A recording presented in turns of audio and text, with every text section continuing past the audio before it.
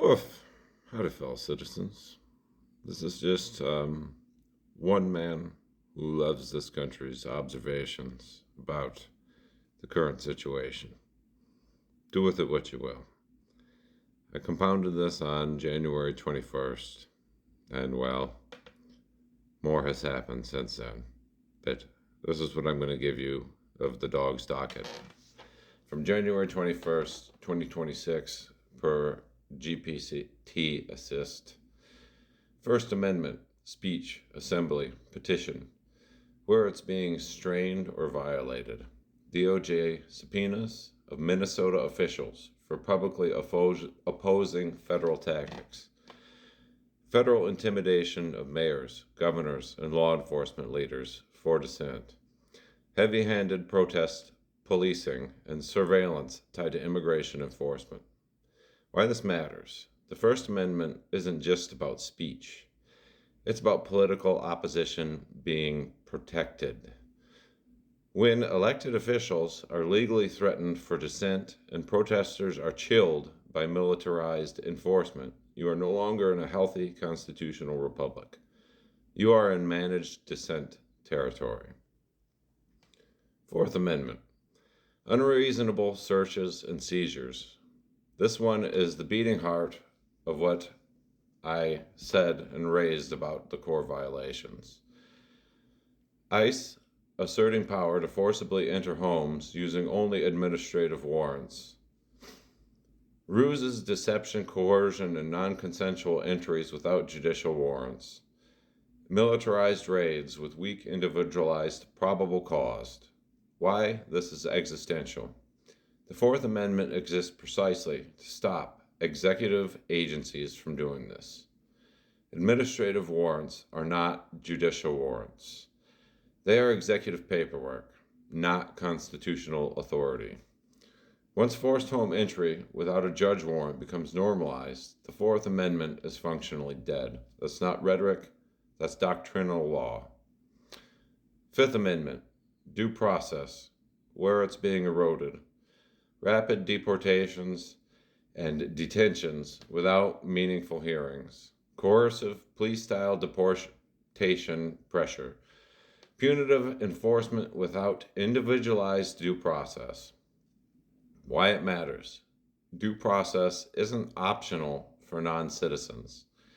The Supreme Court has affirmed repeatedly that any person of U.S. soil has due process rights. If the executive branch can bypass hearings, judges, and individualized review, then constitutional law becomes discretionary. That's the end of Republican governance. Sixth Amendment, fair trial rights, where it's being undermined. Criminal adjacent enforcement without access to counsel. Rapid removals that function as punitive sanctions. Federal actions blurring civil versus criminal boundaries. Why this matters.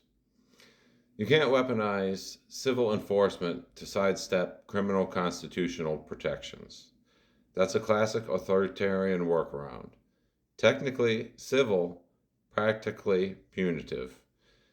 Courts historically don't tolerate that for long, but the damage happens before rulings land. Eighth Amendment, cruel and unusual punishment. Where the argument is emerging. Militarized raids traumatizing families and children, detention conditions, excessive use of force during civil enforcement, punitive deportation practices without proportionality. Why it's not fringe. The Eighth Amendment has been interpreted to cover conditions of confinement and excessive force, not just sentencing. This is where future civil rights verdicts will likely land.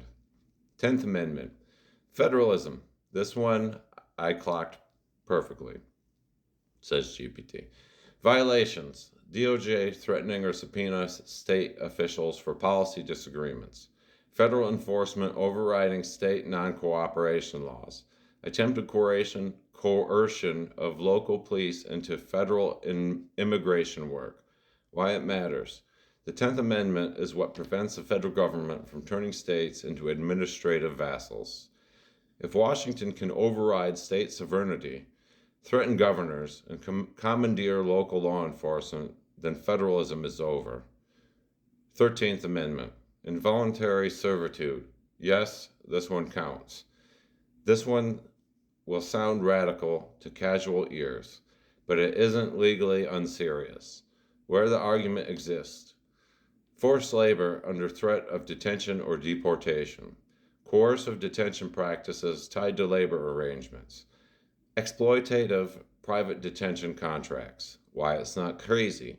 The 13th Amendment prohibits involuntary servitude except as punishment after conviction. If civil detainees are forced into labor or coerced compliance without criminal conviction, this becomes constitutionally actionable. 14th Amendment. Equal protection and due process. Where it's being violated: racially profiling and enforcement, selective enforcement against specific communities, unequal application of law and protections, due process erosion for specific classes of people. Why this one is nuclear. The 14th Amendment binds the federal government through incorporation doctrine. Once equal protection collapses, a constitution becomes caste law. That's not policy dispute, that's regime failure. Please, if you made it this far, like, share, spread this as far and wide as you can. This is not normal.